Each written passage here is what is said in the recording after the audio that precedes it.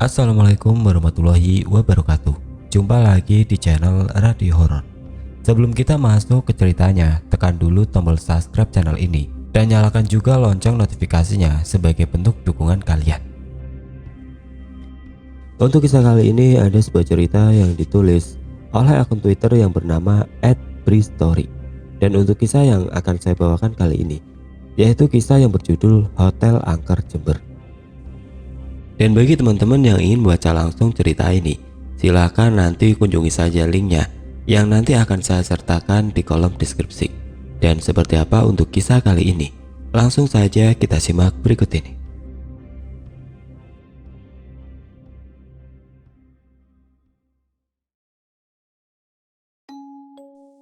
Sekitar Maret atau April 2007, saya road trip ke Bali bareng Rai, Dedi, dan Ali.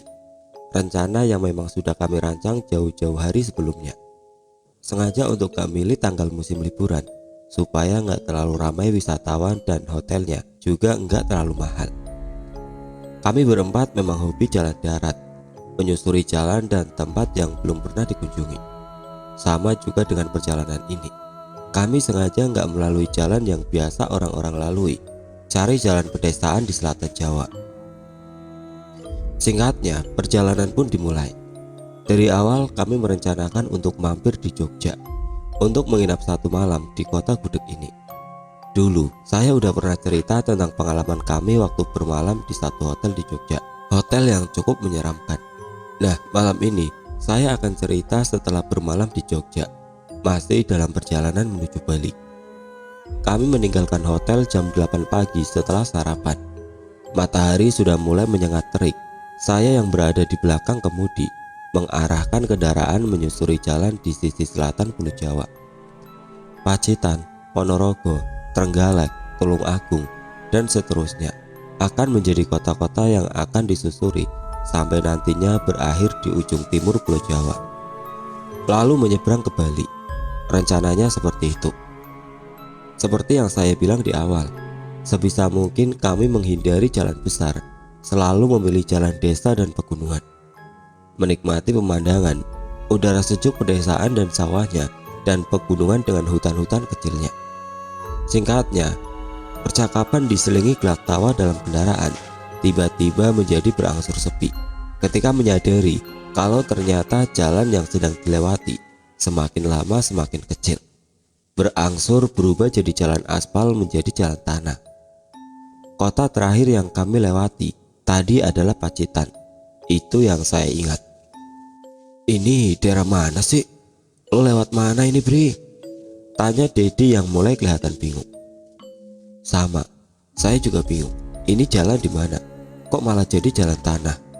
Kanan kiri tampak seperti hutan yang cukup rindang, tapi belum bisa disebut hutan belantara karena matahari masih masuk dengan sinarnya yang terang.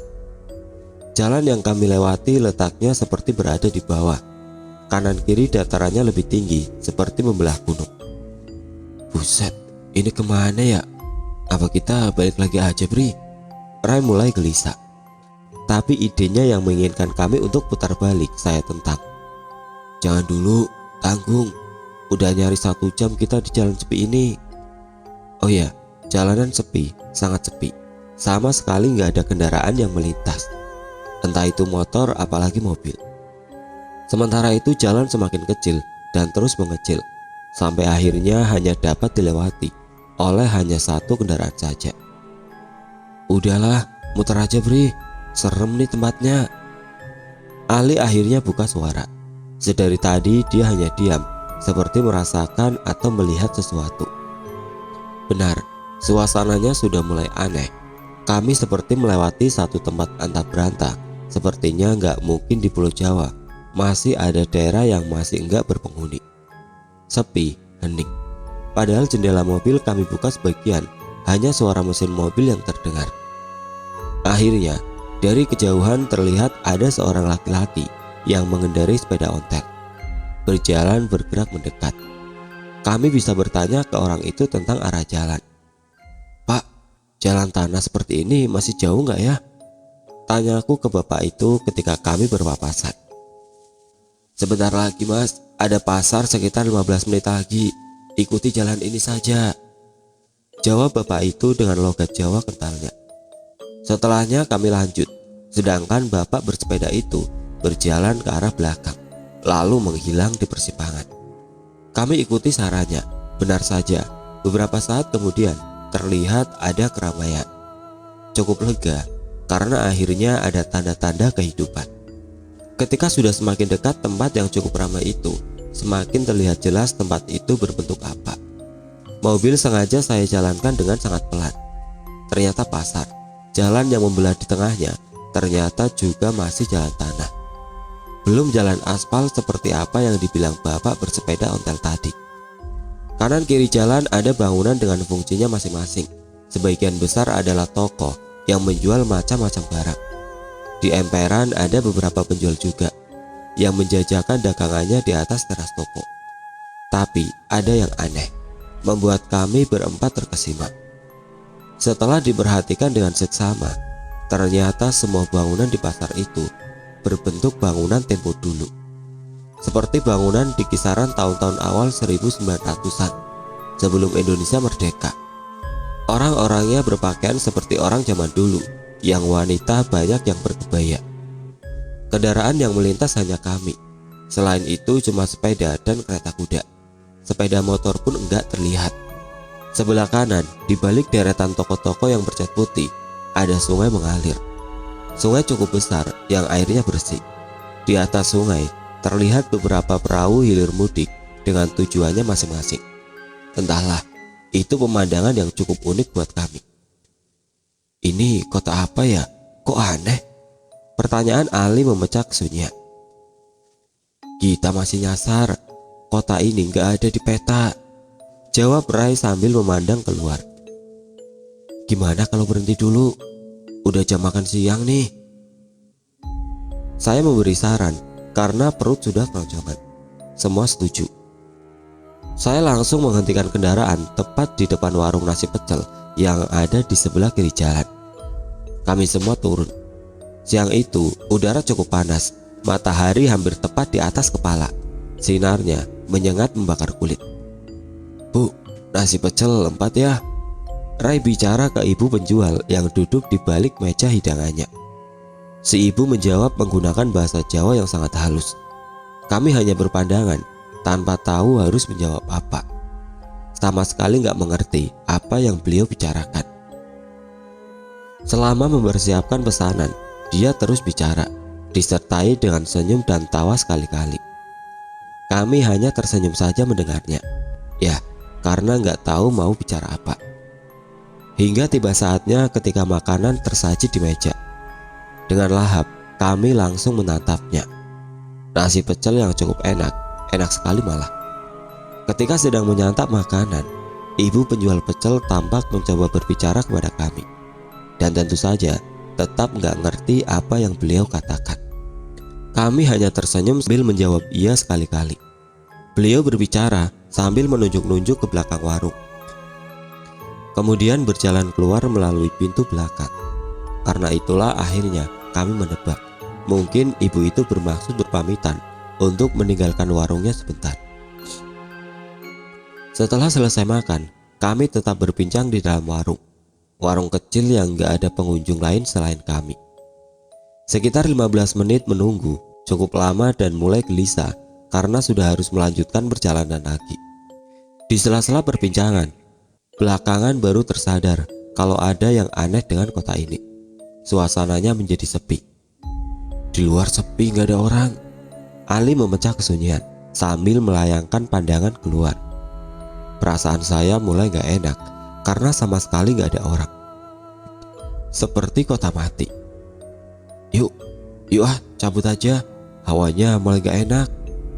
Saya berdiri dan meletakkan selembar uang 50.000 di atas meja. Kami buru-buru masuk mobil dan pergi dari tempat itu. Saya mengemudikan mobil sedikit cepat, sebisa mungkin segera menjauh. Itu ibu tukang pecelnya nongol. Dedi membuka omongan sambil melihat ke arah belakang. Dari kaca spion, saya juga melihat ibu itu dari kejauhan. Dia berdiri sambil melambaikan tangan. Saya nggak memperdulikannya, tetap mengemudikan mobil menjauh. Kira-kira 15 menit kemudian, kami kembali masuk hutan. Hutan yang bentuknya sama dengan yang kami lalui sebelum memasuki kota aneh itu. Suasana kembali hening dan sedikit gelap karena pepohonan kembali rindang. Saya lihat dari kaca spion, Ali sudah mulai terlihat komat kami membaca doa. Gelagat Ali yang saya nggak suka. Kalau sudah seperti itu, berarti dia merasakan atau malah melihat sesuatu. Beberapa saat lamanya kami diam dalam lamunan masing-masing. Syukurlah, sekitar 15 menit kemudian kami menemukan jalan beraspal. Sudah terlihat rumah penduduk juga. Akhirnya keluar dari hutan itu. Entahlah, saya sampai sekarang nggak tahu itu kota nyata atau enggak. Kota yang nggak terlihat di dalam peta. Tapi yang saya ingat, nggak lama setelahnya kami memasuki satu kota kecil Tegal Ombo namanya. Sebenarnya kami menargetkan kalau sebelum tengah malam harus sudah sampai di Banyuwangi, merencanakan untuk bermalam di kota itu, lalu melanjutkan perjalanan esok paginya. Tapi rencana tinggal rencana, karena entah kenapa malah nyasar sekali lagi. Kali ini kami berputar-putar di Lumajang, hingga akhirnya memutuskan untuk mencari masjid untuk sholat di kota itu, sekaligus beristirahat sejenak setelah perjalanan seharian. Sekitar jam 9 malam kami melanjutkan perjalanan. Jember adalah tujuan berikutnya. Mau nginep lagi di Jember apa lanjut Banyuwangi nanti? Di antara Lumajang dan Jember, saya membuka percakapan. Lihat nanti aja deh Bri, kalau memungkinkan ya lanjut aja. Begitu saran Rai. Perjalanan Lumajang Jember seharusnya hanya memakan waktu 2 jam, tapi karena udah agak capek dan mengantuk, maka saya memacu kendaraan dengan kecepatan sedang, enggak terlalu cepat. Di samping itu, saya sama sekali belum mengenali medan, gak berani untuk ngebut. Beberapa kali berhenti juga untuk ke toilet dan mengisi bensin mobil. Akhirnya batas kota Jember kami lewati jam 12 lewat sedikit. Kayaknya harus cari hotel deh. Gua capek banget, gak apa-apa ya? Capek, ngantuk, lemes, semua karena saya kurang tidur malam sebelumnya. Ditambah nyaris 18 jam nonstop mengemudi tanpa berhenti. Saya nyerah, harus istirahat. Lantas teman-teman setuju, akhirnya memutuskan untuk cari hotel. Jam 12 lewat tengah malam, kami menyusuri jalan sepi kota Jember. Awalnya, pusat kota yang menjadi sasaran kunjungan. Alun-alun masih ada sedikit kehidupan.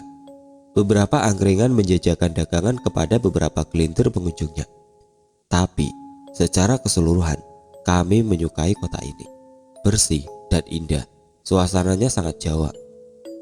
Oh ya, sesampainya di Jember, sudah 2 hotel kami masuki. Hotel pertama nggak layak, hotel kedua nggak sesuai budget. 2 hotel ini letaknya nggak jauh dari alun-alun. Setelahnya kami memutuskan untuk lanjut ke arah timur kota, sedikit demi sedikit menuju keluar kota Jember. Sampai akhirnya kami masuk ke satu hotel di daerah Mayang. Kalau nggak salah daerah ini sudah sedikit di luar Jember. Letak hotelnya di sebelah kanan jalan. Hanya papan kayu berwarna putih ukuran 1 kali 2 meter yang menjadi patokannya. Pagar depan hotel hanya berbentuk tanaman yang dibuat sedemikian rupa menjadi pagar memanjang, menutupi halamannya yang luas. Beberapa pohon besar berdiri kokoh di halaman. Pohon yang kelihatan sangat gelap karena sama sekali nggak ada penerangan.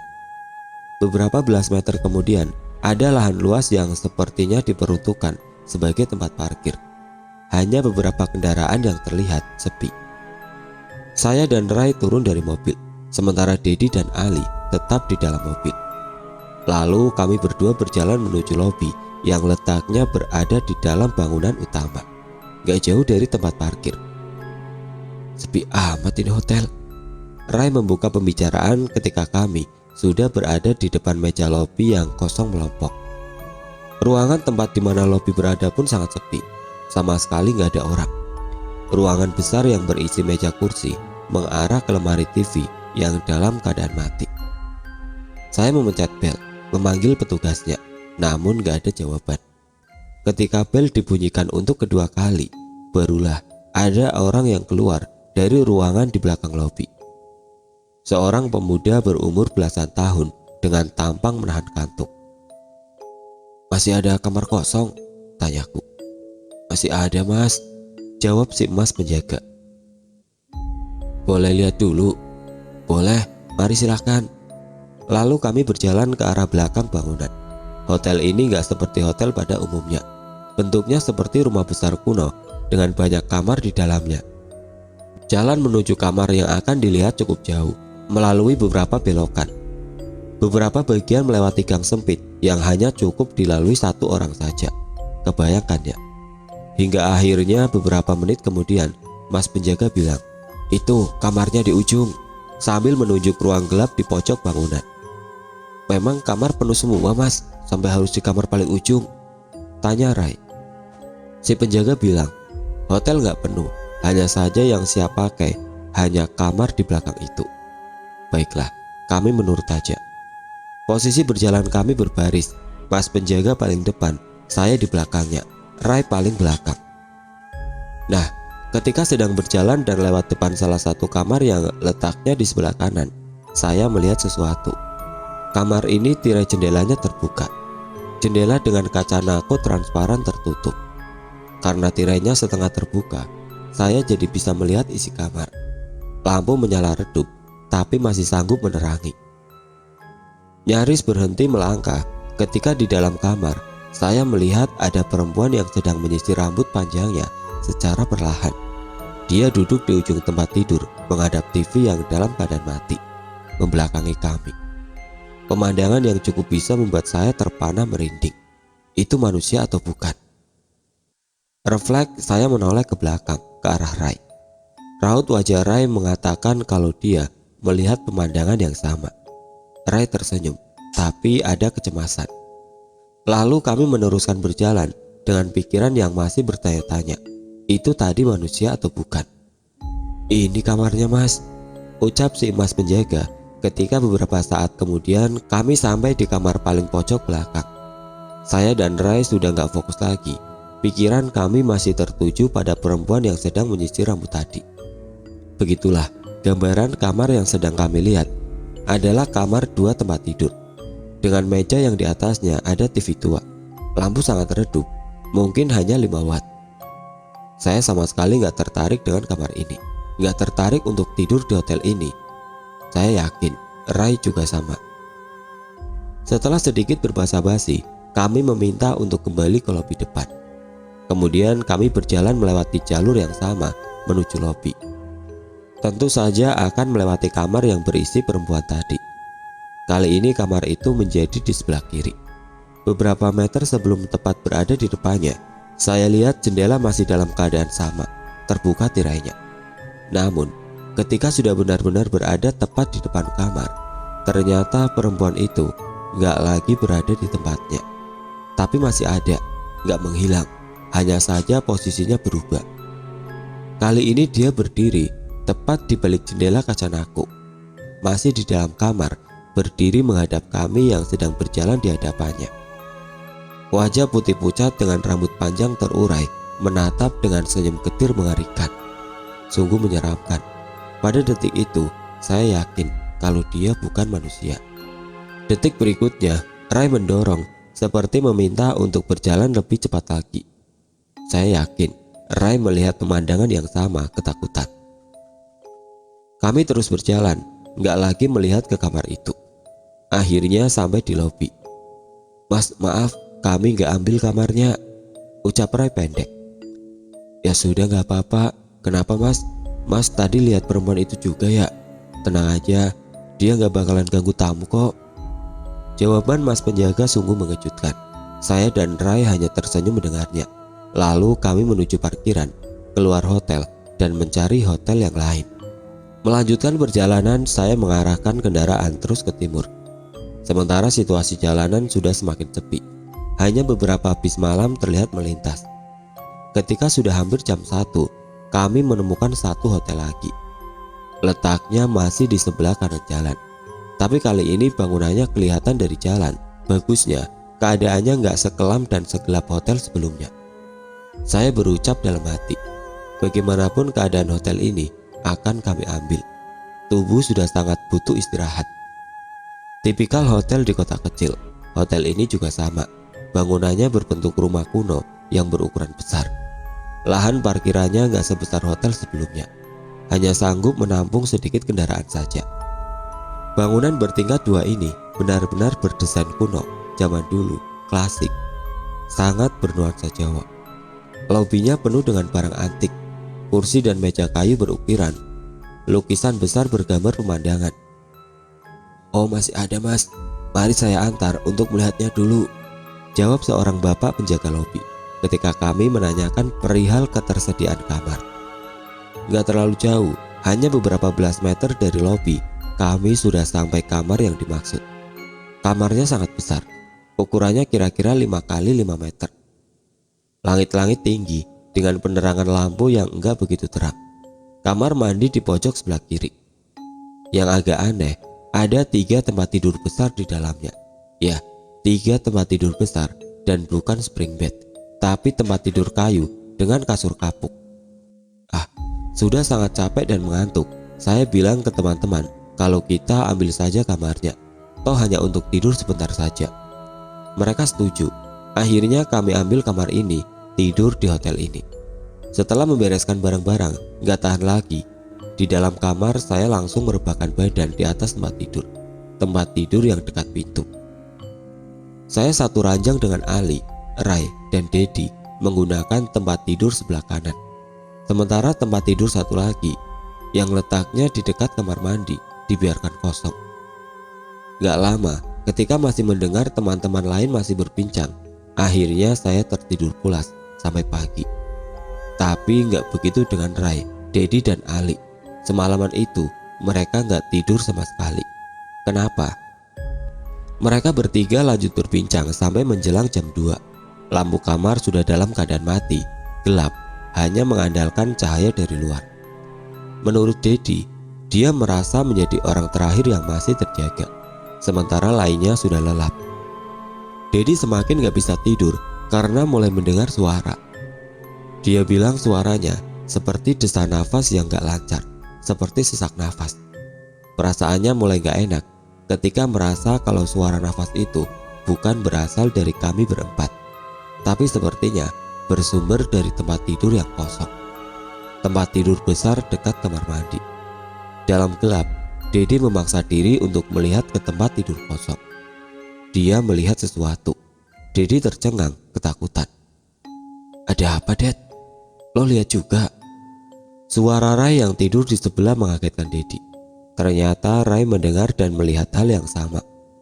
Di atas tempat tidur itu terbaring sosok seperti ibu tua yang kepalanya sedikit terangkat karena ada bantal di belakangnya. Ibu itu mengenakan kebaya dan kain, rambutnya panjang terurai.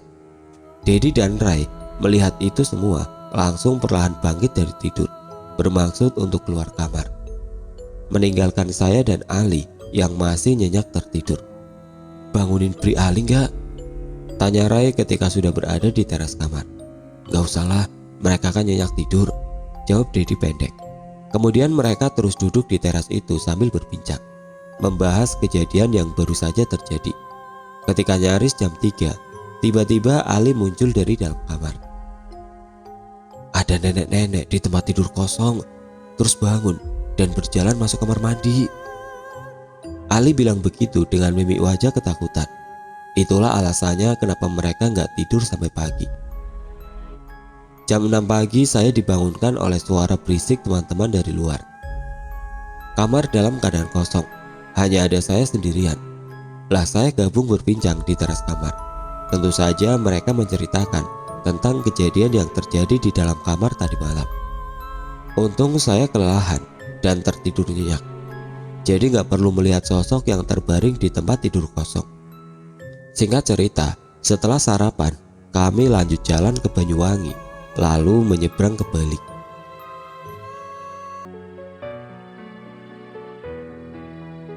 Oke teman-teman, sekian untuk cerita kali ini. Bagaimana menurut kalian tentang kisah ini? Tulis komentar kalian di kolom komentar. Dan bagi teman-teman yang baru bergabung, jangan lupa untuk like, komen, share, serta subscribe channel ini. Dan nantikan kisah-kisah horor berikutnya tetap di channel Radio Horor.